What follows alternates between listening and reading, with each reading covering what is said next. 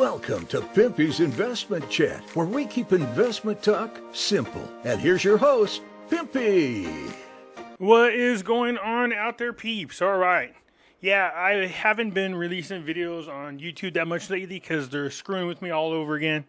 You can tell we are getting into election season, and they're just screwing with us. They're trying to unmonetize my channel. They removed me off Twitter. Crap like that. It's so frustrating, and I wish somebody would actually just do something about it.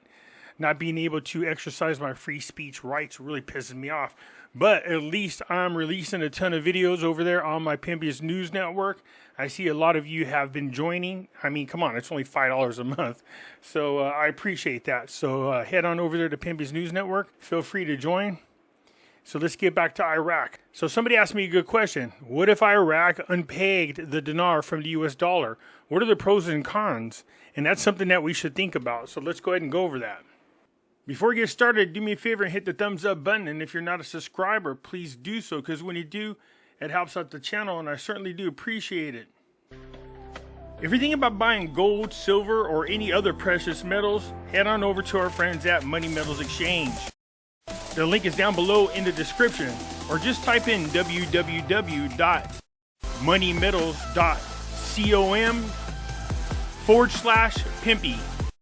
If you make a purchase when you follow that link, you will automatically be entered for a chance to win 10 free silver ounces. So get started today, and hopefully your stack will start to look like this real soon.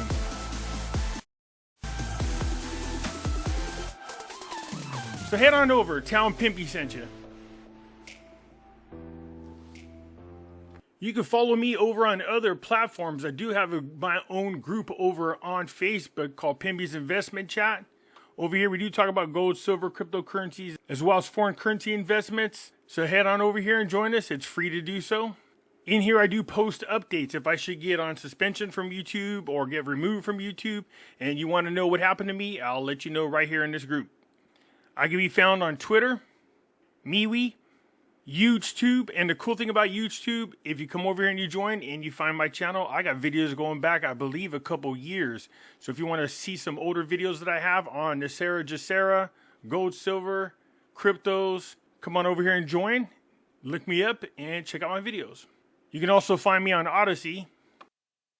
Catch me on Rumble. When I say that the links for all these are down below in the description, some of you don't know what I'm talking about. It's real simple. Just go down to the bottom right here of any of my videos. See this? This is the description. Hit show more. And there are all the links to all the platforms I just spoke about. So if you do want to head on over to Money Metals, just click it. And there you are. So come on over. Join us. I look forward to having you.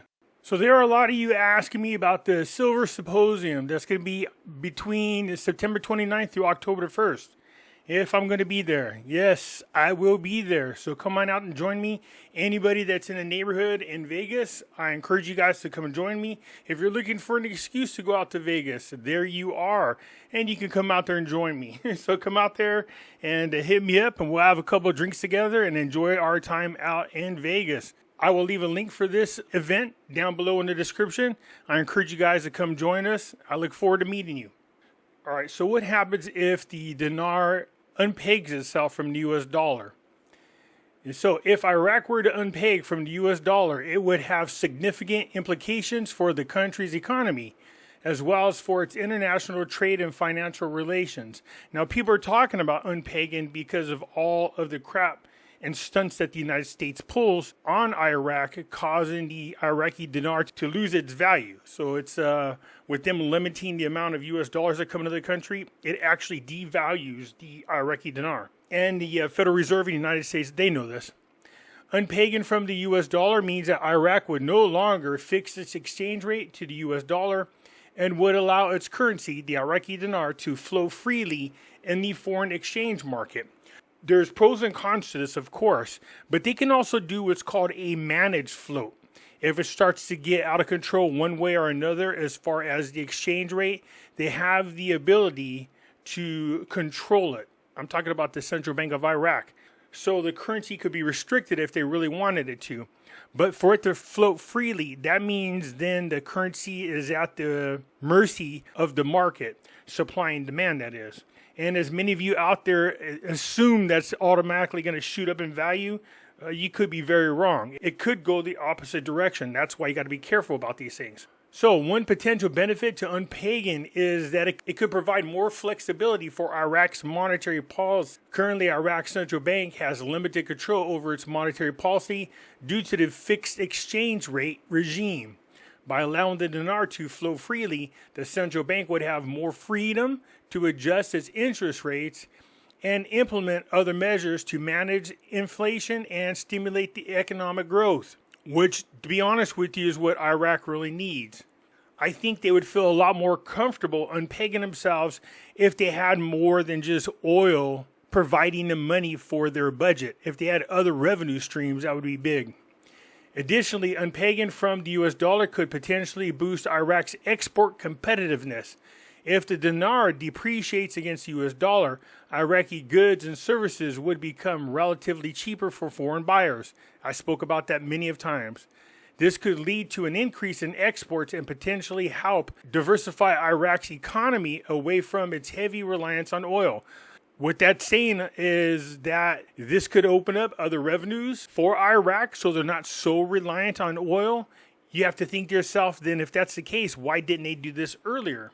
However, there are also several challenges and risks associated with unpegging from the US dollar. One major concern is that it could lead to increased volatility in Iraq's currency exchange rate. You could see where people are buying the Iraqi dinar, there's a demand on it, driving the price up, and then dumping it, like we see with cryptocurrencies, a pump and dump. If there's no consistency in the exchange rate, outside investors are going to be hesitant to deal with Iraq. They need something that's consistent, something that they can really set their budget to. A floating exchange rate can be subject to fluctuations based on market forces, such as supply and demand for the currency. This volatility can create uncertainty for businesses and investors, making it harder to plan and make long-term investment decisions. And if you think about the corrupt politicians that are in office, I could see that happening, where they're pumping and dumping. I can also see a situation in which countries that are on sanctions by the United States buying into the Iraqi dinar currency, driving it up, and then dumping it as well. So there's too many negatives against depegging, but it's kind of hard not to feel like that's something they should do with all the games that the United States is playing with them, it appears. Another potential risk is that unpegging from the US dollar could lead to depreciation of the dinar, which could have negative consequences for inflation. If the value of the dinar declines rapidly, it could lead to a higher import prices, which may result in inflationary pressures. This could erode purchasing power and negatively impact living standards for Iraqi citizens, which that's already been done.